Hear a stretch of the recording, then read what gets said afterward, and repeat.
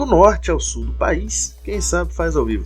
Eu sou Rafa Bala e eu tô vendo outra alucinação. Na sexta puxada, eu vi o Justin Bieber beijando a boca de um negão. Tiradentes. Naruto não foi o primeiro anime que eu assisti. Pra quem não sabe, anime é um desenho, só que feito por japoneses. O primeiro anime que eu assisti foi Inuyasha, que a minha mãe, benção mãe, me colocou pra assistir pois ela queria que eu tivesse cultura desenvolvida. Palavras dela, não minhas. E isso acabou me tornando uma criança extremamente impressionável e esquisita. Eu inclusive achava que eu era esse cara. E apesar de Naruto não ter sido o primeiro anime que eu assisti, ele foi o primeiro anime que eu descobri que existia jogos, especificamente Naruto Ultimate Ninja 3.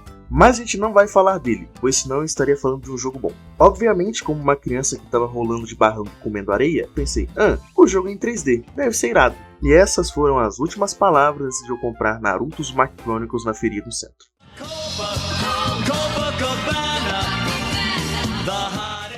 O jogo começa com uma introdução dizendo que o Orochimaru tá fazendo coisas, hein, galera. Cuidado que ele vai puxar teu pinto à noite. E depois, foda-se. Pelas próximas 5 horas a gente não vê o Orochimaru. O que a gente vê é o Naruto sendo carteiro. A explicação do jogo é que os Jonin estão sobrecarregados, o que é apenas uma desculpa woke pra preguiça. Todo mundo sabe disso. E aí os Genins precisam fazer os trabalhos extras, pegando missão de rank B pra cima, pois nada vai dar errado. A nossa primeira missão, e basicamente todas as missões que a gente vai fazer por um bom tempo, é fazer entrega. A gente pega uma carroça, sem cavalos ou cocheiro, pois se tivesse ia fazer sentido, e fica empurrando ela até alguma cidade ao redor do mapa, perto do mar, perto da floresta, sozinhos. E obviamente que a gente ia ser atacado, pois é um jogo de Naruto, precisa ter porrada. E nisso a gente é apresentado aos dois inimigos mais comuns do jogo. O Ninja Genérico 1, que usa essa roupinha cor de bosta e tem 2 kunais, junto com seu chefe, o Ninja Genérico 2, que também usa a mesma roupinha, só que ele tem um chapéu. Chapéu esse que é muito parecido com o do Kung Lao, só que com muito menos swag. E a gente aprende mais ou menos como o jogo funciona, os comandos são muito básicos. Quadrado bate fraco, triângulo bate forte, X pula, bolinha ataca arma ninja e o botão de R1 e R2 Zonjutsu. O sistema de combate parece uma mistura de Bond de Guerra e Kingdom Hearts, só que mais simples e muito mais cagado. Cortando toda a luta que acontece ao longo do caminho, pois toda hora a gente acaba sendo atacado, parece que a gente está levando a cocaína de Papua Nova Guiné para Pocinhos, Paraíba, a gente finalmente chega na cidade e tem esse gordão foguetes aí de moicano, que é basicamente quem fica pedindo as entregas de carroça. Passando dessa parte, chegamos a uma das missões mais longas do jogo. Não porque ela é difícil, mas porque tu precisa ficar batendo perna ao redor do mapa. Tem essa menina, a Karin. Não é essa Karin, essa Karin.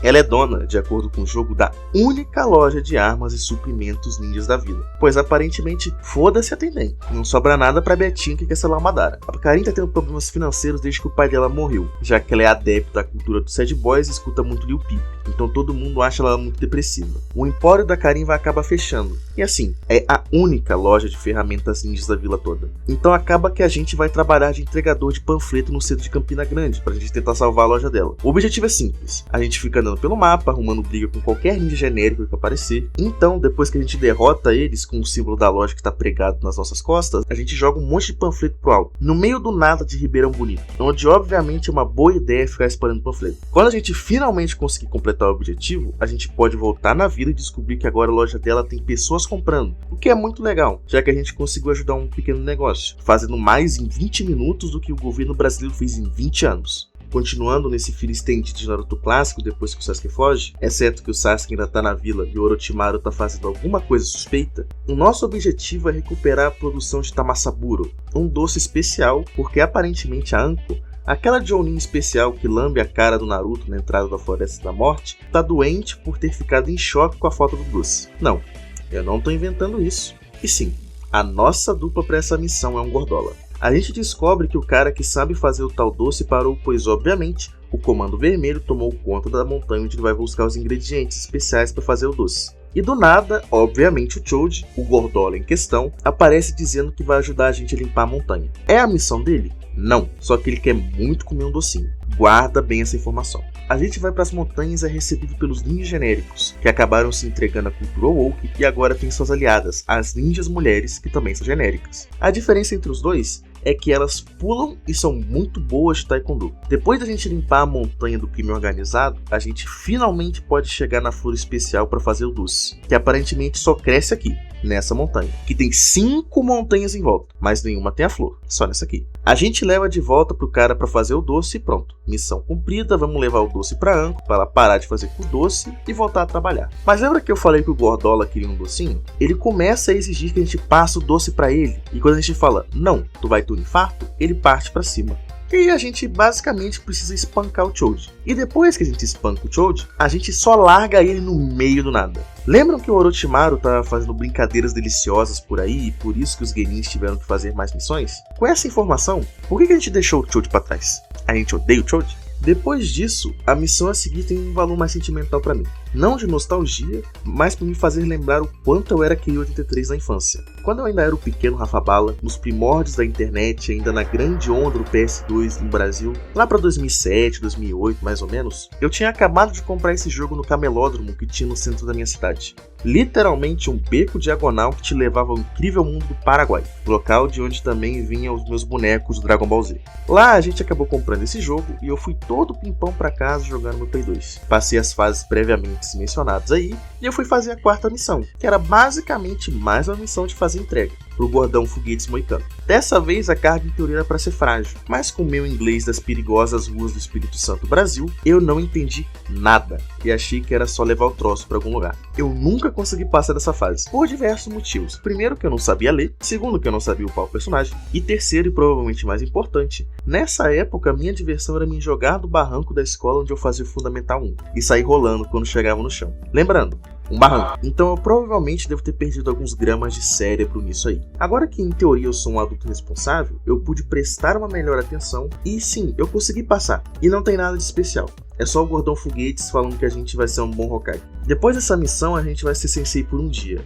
A gente encontra o Iruka, que por algum motivo tem microcefalia nesse jogo, e ele fala que a gente vai ser sensei, pois os outros senseis estão ocupados. O que é mentira, eles só estão tirando férias. E percebam, o corpo do Naruto é composto por 2 blocos e um bloco de crânio. O Iruka é composto por 3 blocos e meio bloco de crânio. Falta cabeça nesse cara. Lá ele explica que a gente vai cuidar de um estudante pelo dia. Então a gente recebe o Konohamaru, obviamente por ser o único estudante importante da academia, e vai para algum dos campos de treinamento. De acordo com o jogo, ser sensei por um dia é levar seu aluno através de um campo cheio de inimigos, como se você fosse o Rambo, e coletar 12 selos que batem de acordo com os signos do zodíaco chinês. Signos esses que são comunistas. A gente fica carregando o Konohamaru por aí, tentando manter ele saudável e vivo. Esses ninjas ajudantes do campo também atacam ele. E depois que a gente finalmente coleta todos os selos, a gente encontra o Neji, que também foi chamado para ser sensei por um dia, o que faz muito mais sentido que o Naruto. Os dois começam a discutir com as 2 senhoras idosas, e o Naruto, com a maior ideia de todas, começa a desafiar o Neji para ver quem chega no ponto de encontro mais rápido. Só que aqui entra o grande problema. Eles começam a correr e largam as crianças para trás. Novamente, o Orochimaru tá fazendo coisas de Senhor das Cobras, lá ele, para enfraquecer Konoha. E a gente acabou de deixar 2 estudantes promissores para trás. E para piorar, o Neji chama a gente pra chincha, cair na porrada mano a mano mesmo. Ele fala que a gente já derrotou ele, que agora que os 2 treinaram estão muito mais fortes, nada melhor que uma nova luta para ver quem é mais forte. Guardem bem essa informação. Sinceramente, o Neji me moeu de pancada na minha primeira tentativa. Ele me lançou 3 64 palmas seguidas e eu morri, cara, não tem muito o que eu fazer. Eu tive que voltar lá atrás de novo para finalmente conseguir chegar aqui e derrotar o Neji. Depois que a gente derrota o Neji, os estudantes alcançam a gente e a gente fala, não aconteceu nada, guys, foi só uma brincadeirazinha. A gente vai embora e larga o Neji machucado lá no meio do nada também.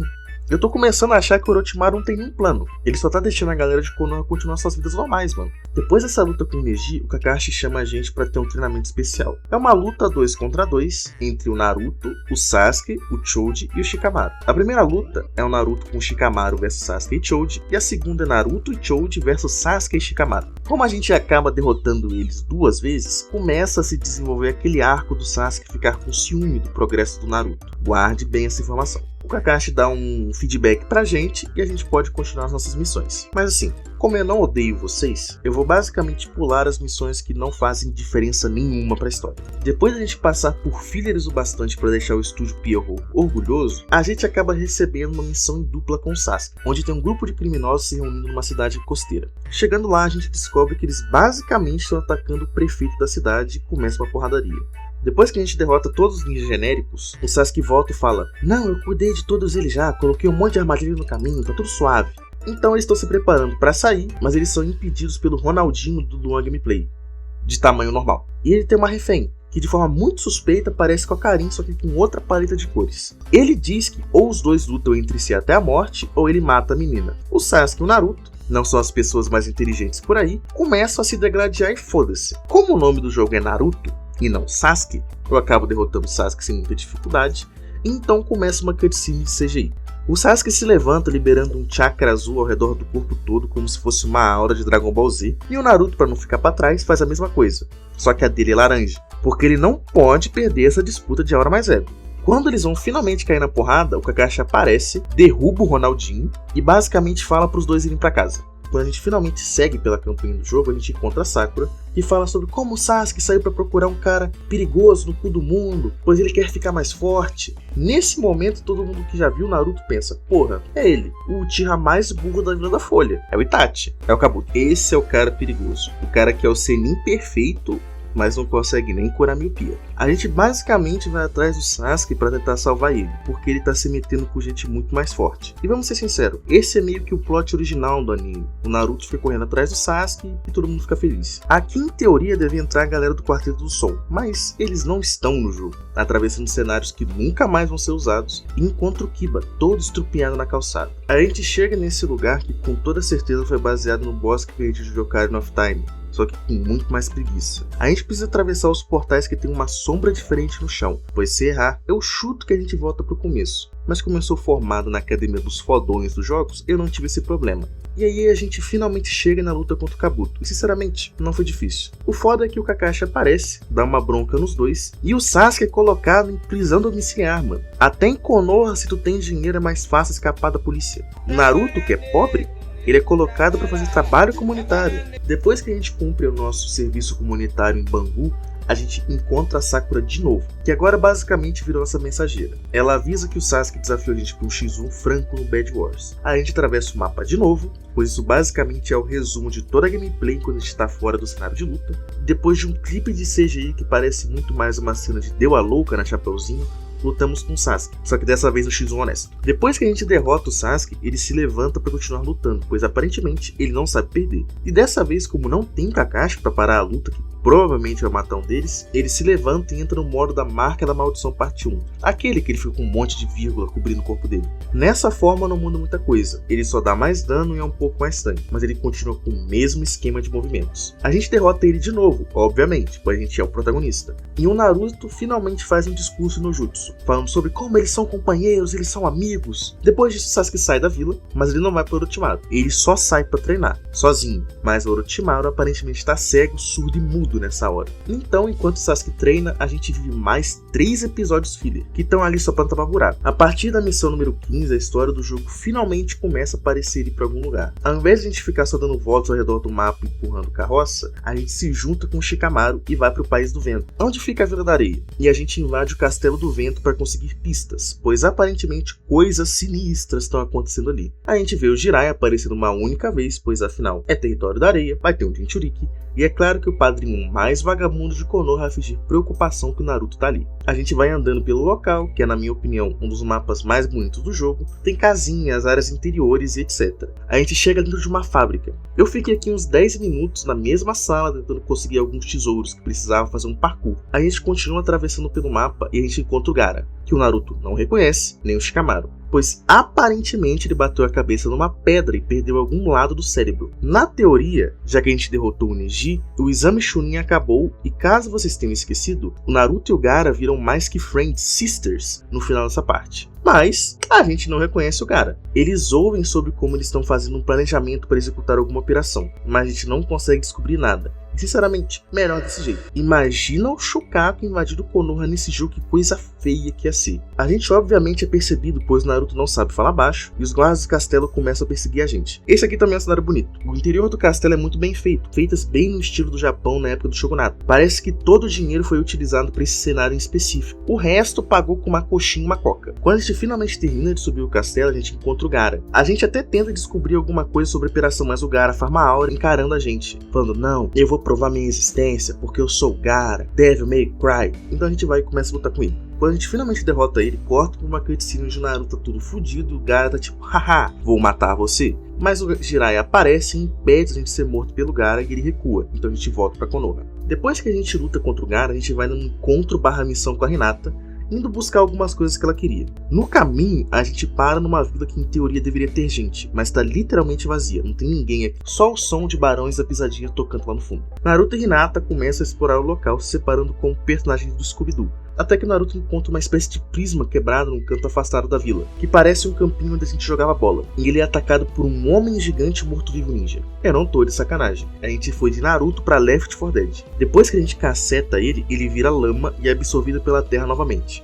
Assim como todo mundo vai ser em algum momento. E a Hinata explica o prisma pra gente. Como ela sabe o que é isso, eu não vou estar sabendo explicar. É basicamente um super selo avançado que mantém esses baby boys vivos de forma indefinida. A gente volta pros episódios fillers e finalmente chega em mais uma missão que faz progresso da história. A gente é contratado para encontrar um diretor de filmes que aparentemente sumiu e a gente faz dupla com o Neji. Quando a gente chega no local onde o filme está sendo gravado, Naruto e Neji se encontram e depois recebe as informações de um dos trabalhadores do filme. E aparentemente esse diretor foi para um lago subterrâneo, o que é uma ótima ideia de passagem, e desde então não voltou. O pessoal que trabalha no filme, já preocupados com esse desaparecimento, pediram pela missão. Então a gente vai para esse lago subterrâneo e tentar encontrar o cara. Lá a gente descobre os novos inimigos, conhecidos como os ninjas mortos-vivos genéricos, que são todos ninjas da Vila do Som, prisioneiros de guerra ou prisioneiros condenados que foram usados pelo Orochimaru nesses experimentos malucos dele. A gente fica andando por aí, eliminando os inimigos à torta e à direita até chegar no local do foco. Uma porta que está sendo bloqueada, pois está debaixo d'água e, de acordo com o Neji, a pressão da porta debaixo d'água é muito alta para abrir ela. E eu não sei se a física está certa, mas ele pareceu inteligente falando, então eu acreditei. A gente vai acionar uma válvula de esgoto estrategicamente colocada no canto da sala que se conecta com o resto da caverna. A água é puxada e a gente pode descer para abrir a porta. Lá dentro a gente encontra o diretor que está em choque. Ele parece um desses personagens de found footage, tipo a bruxa de Blair. O cara não consegue nem responder as perguntas básicas. A gente encontra uma máquina especial que o Neji fica investigando. Enquanto ele faz isso, aparece um louva-a-Deus gigante para atacar a gente. E eu gostaria de saber como esse bicho conseguiu chegar de fininho sem fazer barulho. Ele é do tamanho de uma casa. E você deve estar se perguntando, de onde que veio esse louva-a-Deus gigante? Como assim, mano? Você não se lembra do incrível jutsu do Orochimaru que invoca louva-a-Deus gigantes? Tem mais uma missão filler do jogo depois disso, mas essa eu só farei de propósito mesmo e foda-se. Vocês se lembram da Karin? Aquela menina do Empório de Ferramentas Ninjas, pois foda-se tem? Ela foi procurar material bruto para fazer as ferramentas numa mina abandonada que fica perto da vila. O Naruto, quando percebe que ela não tá lá, vai tentar encontrar ela, pois ela meio que sumiu faz um tempo. Depois que a gente atravessa a caverna, a gente encontra e salva a Karin, que ela basicamente explica o seguinte: ela veio procurar os materiais para fazer as armas, e esses caras, os ninjas genéricos mortos-vivos da Vila do Som, tomaram a caverna, capturaram ela, mas de alguma forma essa se viu só despistar os ninjas e fica por isso mesmo. A gente manda ela pra casa e depois encontra aquela mesma máquina misteriosa da missão anterior. Só que agora tem um cara na frente dela deitado. E ele tá rodeado de selos no chão. E é aqui que a gente meio que entende mais ou menos como funciona. Os selos transformam as pessoas em mortos-vivos, então elas morrem e voltam. Eles são literais zumbis, que foram infectados com esse jutsu do Pisca. Atravessando a caverna de novo, a gente finalmente chega no minigame do Super Mario Party do Nintendo 64, em que a gente tem que ficar fugindo com um carrinho de mina. Quando a gente finalmente sai da caverna, ela explode. E a gente tem mais uma última conversa com a Karin na loja dela, falando para ela não fazer isso de novo. E ela para de ser fã do Lil Peep da estética sad boy, ficando muito feliz no processo. A gente então vai para a penúltima missão do jogo junto com o Neji. E sim, o Neji aparece muito nesse finalzinho. Lá a gente é rodeado por uma névoa verde que surge do nada, enquanto acontece uma cutscene sinistra da cidade que vira numa cidade fantasma, vazia com todas as conexões, exceto a música de Barões da Pisadinha tocando lá no fundinho. Essa névoa não tem nenhuma explicação de onde ela veio. Quem fez, como fez, a gente só sabe que ela é uma névoa viva e ataca a gente. É tipo tu pegar uma série pela metade, não tem explicação do que está acontecendo. Pois, assim, em teoria, deveria ter uma explicação nas partes anteriores. É uma névoa mágica que deve ser criada por algum primo da Asuma que adora fumar um banza. E essa névoa cobre toda essa penúltima fase praticamente, exceto dentro das casas. E sim, esse é o melhor estágio do jogo disparado, pelo menos em questão de design. Tudo aqui é extremamente bem feito, nem parece que eu estou no mesmo jogo. As ruas e estruturas são bonitinhas, as casas interiores são acreditáveis que alguém realmente mora lá. O único problema é que tem uma névoa de maconha fudendo meu pulmão a fase inteira, viado. Mas depois que a gente finalmente consegue passar pela fase nessa área de plataforma, a gente tem uma nova luta com Gaara. E mais uma vez, depois de cacetar ele no soco, a gente vai lutar com o Kabuto de novo. Eu sinto que tem algum padrão se formando aqui. Novamente, o Kabuto ia matar a gente, mas chega o Kakashi, o fodão dos games, e salva a gente de novo. A gente leva uma amostra da névoa para Konoha, que consegue fazer um antídoto na mesma velocidade que leva o Naldo para fazer uma mentira nova, e bum, vamos para a fase final. A gente chega no esconderijo do Orochimaru e eles pensam, talvez seja bom fazer um Deus Ex Machina para essa fase final. É um local fechado rodeado pela névoa verde. E tipo, é mesmo, Sherlock? Tu acha que foi uma boa ideia fazer a névoa por uma fase e depois já neutralizar ela e foda-se? O tal do antídoto é feito mais rápido que no exame de sangue, e a gente invade o local com todos os outros Genins. Não tem ninguém além dos Genins aqui, o que parece uma ótima ideia. Atravessando o mapa, que sinceramente entre todos os outros é o mais preguiçoso, o que não faz sentido considerando que é o último mapa, ou talvez eles apenas pensaram que ninguém ia chegar aqui. A gente vai andando por corredores verdes infinitos com selos nas paredes, que se repetem várias e várias vezes, e não ajuda em nada o minimapa desse jogo ser basicamente inexistente. Eu mesmo ignorei os inimigos e fui desviando deles, pois sinceramente tô sem tempo, irmão. A gente se reúne com o Kakashi e o Sasuke, que novamente vamos recapitular. Ciúme do Naruto está ficando mais forte. 3 lutas que ele toma um sarrafo insano. Saiu da vila para treinar e não ir pro Orochimaru. Aí ele volta com o Kakashi e novamente, ele não se entrega ao Orochimaru e nem é pego pelo Quarteto do Som, o que nem dava, pois eles não existem no jogo. A gente vai para a luta do boss mais criativo do jogo. Ao invés de só cacetar o Kabuto e o gigante morto-vivo ninja que ele trouxe para ajudar ele, a gente precisa primeiramente quebrar todos os prismas ao redor do local, pois eles basicamente ficam revivendo o gigante morto-vivo ninja. E sinceramente, ele dá um dano do caralho, então vamos dar uma evitada. Quando ambos estão derrotados e todos os prismas estão quebrados, vamos para a verdadeira luta final, Orochimaru. A luta com Orochimaru, diferente das lutas anteriores, é literalmente mais do mesmo. Maceta os botões que tu ganha, nada novo sob o sol. Porém eu tenho alguns comentários aqui. Primeiro, o Sasuke resiste ao Orochimaru como alguém mega leite no café de manhã. Ele só faz e fica por isso mesmo. Eles ficam trocando algumas frases de efeito entre si e então a luta começa. Mas aqui entra a grande dúvida. O Naruto e o Sasuke ficaram mais fortes sim, mas ainda são Genins. O Kakashi é o único Jonin nessa luta contra o Orochimaru. Orochimaru esse que aparentemente não teve seus braços selados pelo terceiro Hokage, pois o terceiro Hokage tá vivo, mas em teoria já aconteceu o exame Chunin de algum jeito. Ou seja, é o mesmo Orochimaru que fez o cu do Kakashi ficar aberto quando ele vem falar sobre o Sasuke,